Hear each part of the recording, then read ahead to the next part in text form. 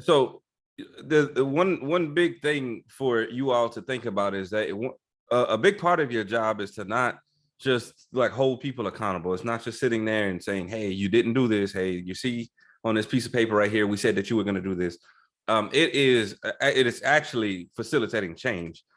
There's a lot of things that come down your pipeline that you have to facilitate that change with. And here's the thing: people don't like change, yourself included, myself included. I had to adopt a mindset that said, you know what, change is good.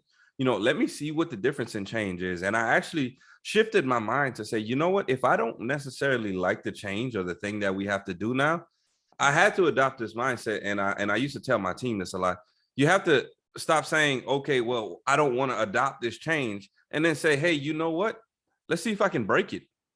Now, I'm not talking intentionally break it. I take a hammer, maybe, for some of y'all create things and you're like, you don't want to smash them.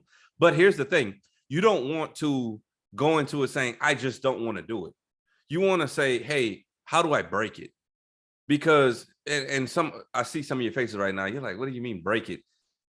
If you dislike something so much, then you need to figure out why it doesn't work and why we shouldn't do this at this point.